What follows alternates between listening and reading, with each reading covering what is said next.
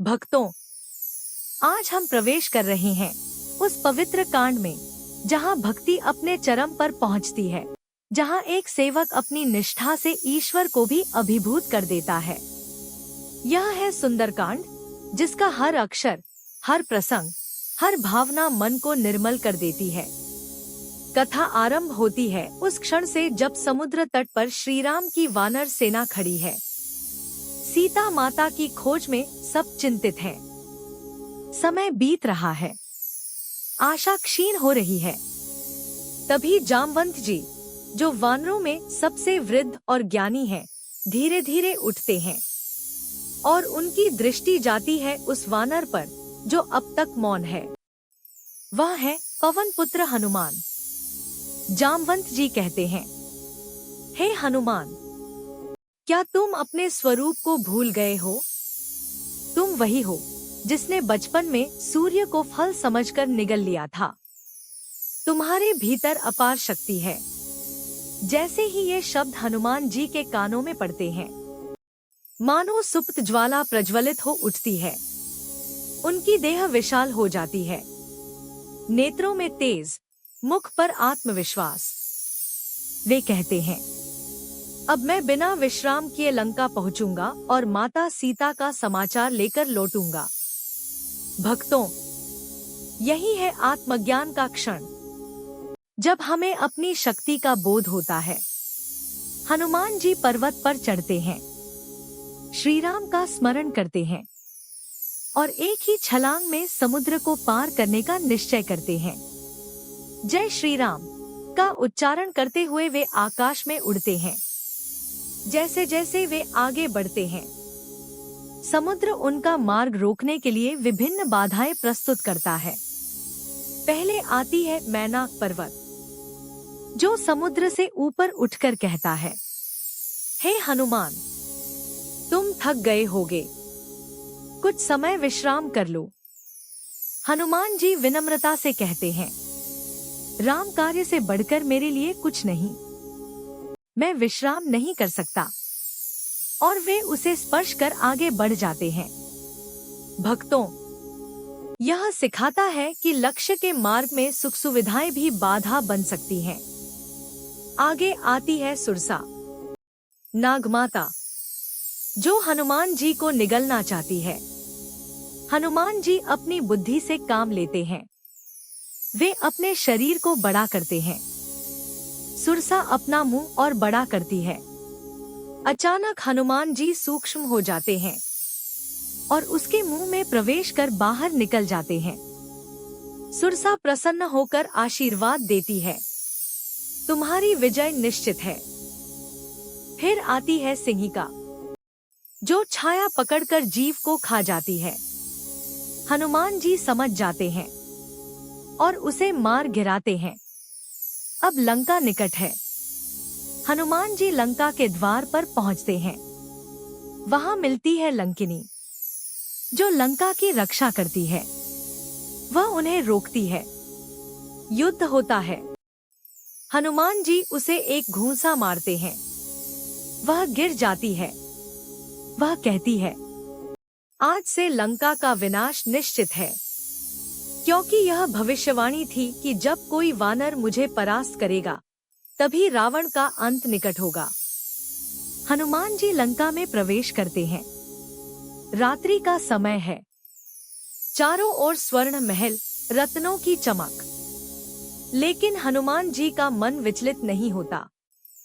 वे हर घर में देखते हैं, सीता माता की खोज करते हैं।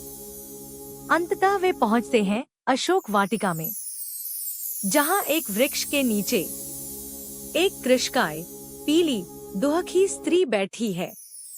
वह है माता सीता।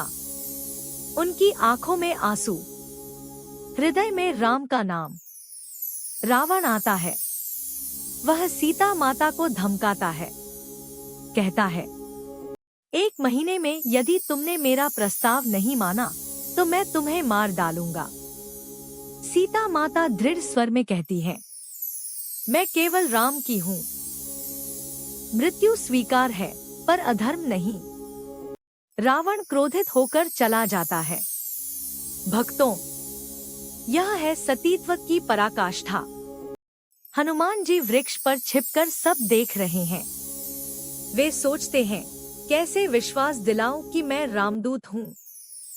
वे श्री राम की अंगूठी नीचे गिराते हैं। सीता माता उसे देखती हैं, पहचान जाती हैं।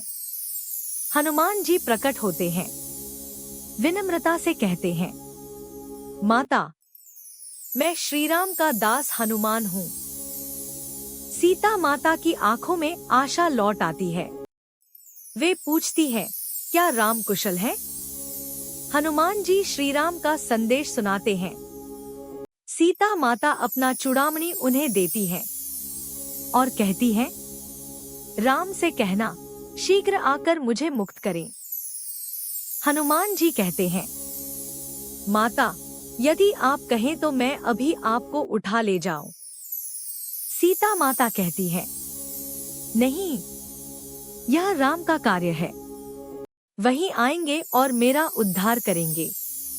भक्तों, यहाँ सीता माता की मर्यादा और विश्वास प्रकट होता है।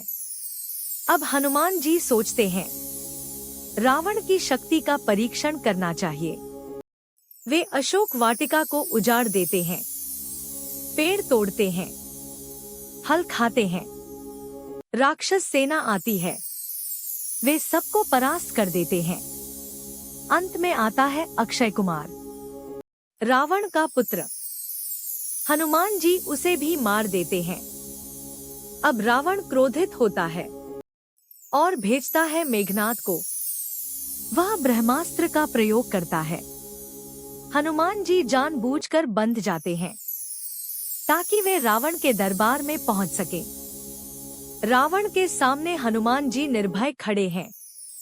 रावण पूछता है, तुम कौन हो? हनुमान जी कहते हैं, मैं रामदूत हूँ और तुम्हें चेतावनी देने आया हूँ। सीता को वापस कर दो, नहीं तो विनाश निश्चित है।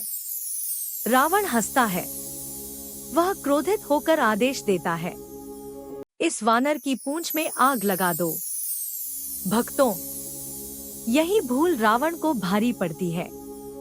हनुमान जी की पूंछ में कपड़े बांधे जाते हैं, तेल लगाया जाता है, आग लगाई जाती है, लेकिन हनुमान जी सूक्ष्म हो जाते हैं, बंधन तोड़ देते हैं और फिर पूरी लंका में कूद कूद कर आग लगा देते हैं। स्वर्ण नगरी जल उठती है, चारों ओर हाहाकार। हनुमान जी कहते हैं, यह सब राम की शक्ति है। फिर उन्हें चिंता होती है, कहीं सीता माता को कोई हानि तो नहीं हुई। वे अशोक वाटिका लौटते हैं, देखते हैं माता सुरक्षित है। वे प्रणाम कर वापस लौटते हैं, समुद्र पार कर वापस आते हैं। वानर सेना उनका स्वागत करती है। वे श्री राम के पास पहुंचते हैं, विनम्रता से कहते हैं, प्रभु, मैंने माता सीता को देखा। वे आपकी प्रतीक्षा कर रही हैं और चूड़ामणि प्रस्तुत करते हैं। श्री राम की आंखों में आंसू आ जाते हैं। वे हनुमान को हृदय से लगा लेते हैं और कहते हैं, हे हनुमान, मैं तुम्हारा उपकार कैसे चुका सकता हूँ। भक्तों, यह वह क्षण है जब भगवान स्वयं भक्त के ऋणी हो जाते हैं। यही है सुंदरकांड का सार, जहाँ भक्ति, बुद्धि, बल और समर्पण चारों का अद्भुत संगम है।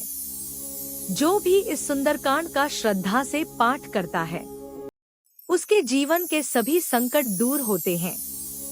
बोलिए पवन सुत हनुमान की जय, सीताराम की जय।